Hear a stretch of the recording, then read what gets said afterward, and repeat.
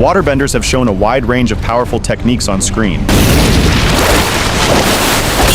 But what if two of the best, Katara and Ming-Hua, went head-to-head?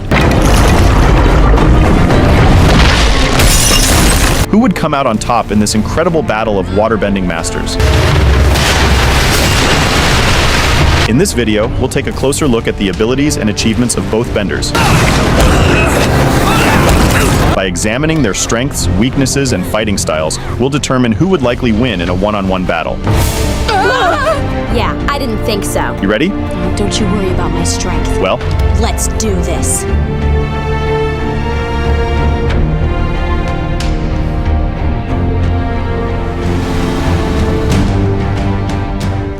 Katara's journey as a waterbender began in the Southern Water Tribe, where she quickly progressed from a self-taught bender Katara! to a master under the tutelage of Master Paku. Whoa! Here for a rematch? Trust me, Zuko. It's not gonna be much of a match. Her determination and quick learning made her one of the most powerful waterbenders of her era. In Korra's time, Katara was her waterbending master, so it's no surprise that Korra is a formidable waterbender as well. Katara is extremely powerful when she has plenty of water at her disposal. She shows incredible strength, even outperforming most master benders.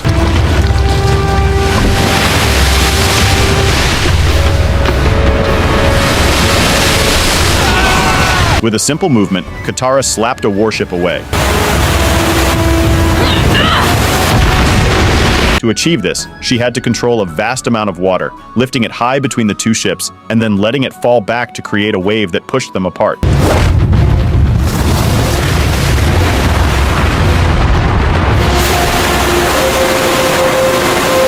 Mind you, these warships are massive, even bigger than Zuko's ship, which makes this feat even more impressive. However, what really stands out is her ability to stop the rain in this scene. She formed a dome over a large area, maybe the size of a baseball infield, where no rain fell. The fact that Zuko is amazed tells us a lot about her power. He's clearly impressed by Katara's abilities here. Katara held a stream full of water and earth in place for several minutes, despite the pressure constantly increasing. Why don't you try blocking my chi now, circus freak? This is similar to stopping a large waterfall. She even did this with one hand while clapping Sokka with the other. What an incredible stamina! In their fight against Combustion Man, she threw water up a cliff to counter his powerful blast. Katara flooded a Fire Nation factory with water from a distant source, even though she couldn't see the water she was bending. This shows her impressive range and control. Katara also has a variety of sharp, piercing attacks, like ice spikes. She cut Hu in half with a thin sheet of ice. Hu had withstood Aang's strong airbending. Her attacks are so strong that if she used them at full force, they could severely injure or even kill most opponents. Katara fought Azula, not once but twice. They had a few minor encounters in Book 2, but their first major battle was in the season finale. Katara and Aang faced Azula and Zuko, with Katara and Azula clashing during the first part of the battle. She proved to be a strong opponent for Azula, countering the Fire Princess at every step. At one point, Katara almost cut Azula in half, but Azula dodged just in time, losing a chunk of her bangs. Katara was ready to finish the fight with a powerful move. She could have likely defeated Azula here if Zuko hadn't intervened, leading to him fighting Katara while Azula went after Aang. I thought you had changed! She was briefly knocked out during the battle due to a combined attack from both Fire Nation siblings. Despite this, she impressively held off a group of skilled benders while Aang meditated and even brought him back to life after he died. Her growth was incredible. This is where we see all her skills coming together. Not only did she improve her training, but her lack of formal training in Book 1 led her to experiment and develop new techniques not typically seen in a waterbender, like using sweat to escape a wooden prison. Katara! You're a genius! A sweaty, stinky genius! Her encounter with Hama and the resulting battle gave her new techniques to use in combat and demonstrated her mastery by how quickly and effectively she employed them in a life-or-death situation. What's happening to me? This all came to light in her surprise fight with Azula, who was not only empowered by Sozin's comet, but also in a state of rage. Even though she seemed outmatched, Katara held her own. Then, in a moment of brilliance rarely seen from a waterbender, she froze both herself and Azula in ice just as Azula was about to strike with lightning. She freed herself and tied Azula to a grate, leaving her to cry out in frustration.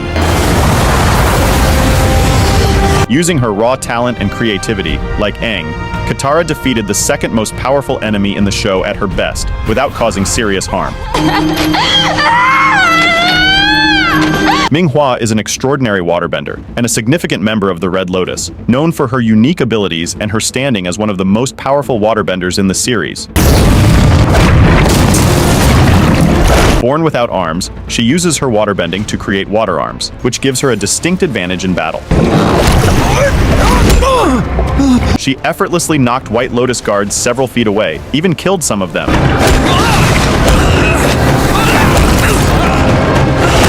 Ming-Hua held her own against Mako and Bolin on multiple encounters, using her versatile waterbending to counter both fire and earthbending.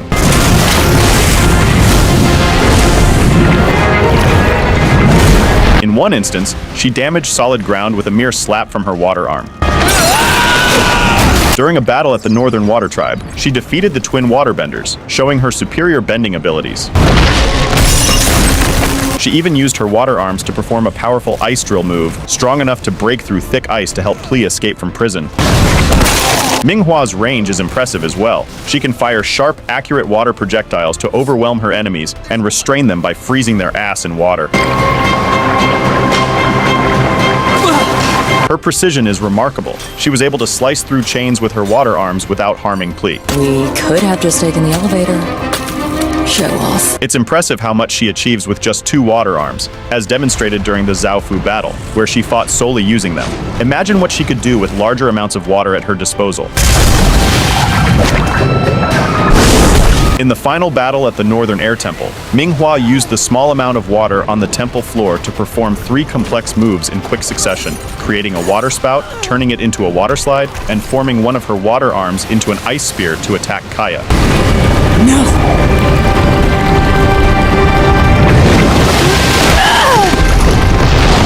Want to talk about speed? Ming-Hua is incredibly fast, arguably the quickest waterbender in the series, and one of the fastest characters in the Avatar universe. She uses her water tendrils to move swiftly, similar to how Spider-Man swings through the city. She crossed the lower ring of her prison in just a few leaps, dodging attacks from White Lotus guards. She also easily swung across a field of ice spikes made by Desna and Eska. When she has enough water, Ming-Hua's attack speed is nearly unmatched. Now it's over! She can direct 9 water arms in different directions, while advancing on a variant of a water spout. No! Ming-Hua is also very tough, withstanding a large blast of water from Kaya with little to no visible damage. She even survived being slammed by a large boulder with enough force to shatter it on impact, sending her into a wall and damaging it significantly. Yet she got up a few seconds later, ready to keep fighting. So who would win? I guess that's the question on our minds. You can't knock me down! Go, Katara! For me, I think they should both hash it all out and become friends. No, we won't! Well, both waterbenders are exceptionally talented, each with their own unique fighting styles, which kind of makes this matchup a very difficult one to predict. However, by examining their strengths, experience, and weaknesses, we can get an idea of who might come out on top. Me! So let's begin with Ming-Hua. You see, Ming is one of the most dangerous waterbenders of her time, recognized for her speed, agility, and creative waterbending techniques. She uses water to form long, tentacle-like arms, which lets her strike from unexpected angles and move quickly during combat. This makes her a tough opponent to pin down, as she can easily close the gap or pull back, adjusting her tactics on the spot.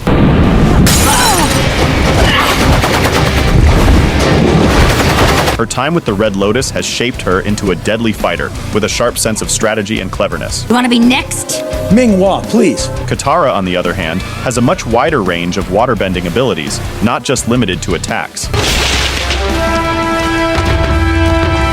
She's mastered various techniques, including healing and bloodbending, which gives her a broad set of tools to use in battle. Ming-Hua's style is mainly offensive, relying heavily on her water arms. Don't get me wrong, this is effective but relatively one-dimensional. Katara's style is more balanced and less predictable. She can switch between attack and defense, often striking from multiple directions at once rather than just from the front. Katara also has a talent for using her surroundings to her advantage, which helps her outsmart her opponents.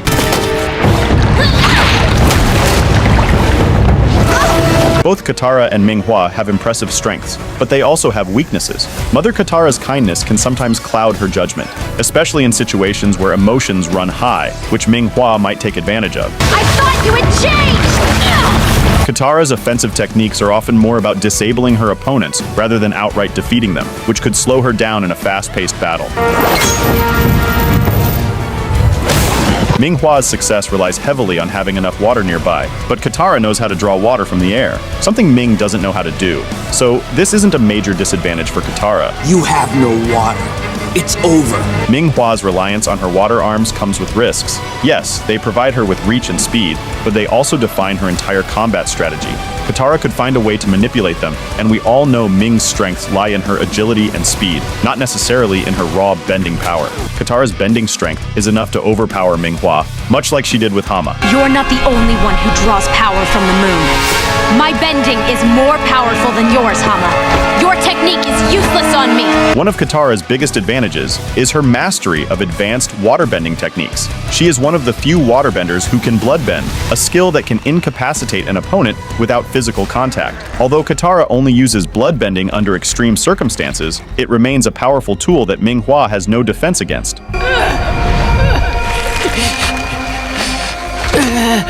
Katara's experience is another significant edge. Her journey through the 100-Year War provided her with unmatched battle experience against a wide range of opponents.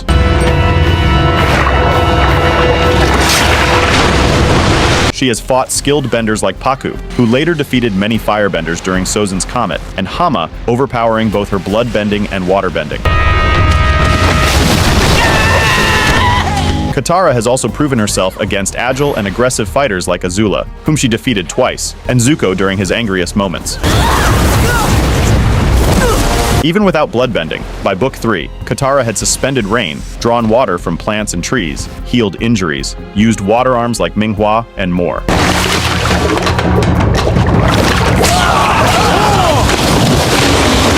This experience means Katara is less likely to be caught off guard by Ming's aggressive style. Ming-Hua is undeniably a powerful waterbender, but Katara is an all-round combatant. It would be a tough battle, but Katara would ultimately secure the win. Do you agree with our analysis? Take it. Who do you think would win in a battle between Katara and Ming-Hua? Let us know in the comments below. And don't forget to like, subscribe, and hit that notification bell for more Avatar content. Until next time, stay geeky. Haven't you heard me enough, woman?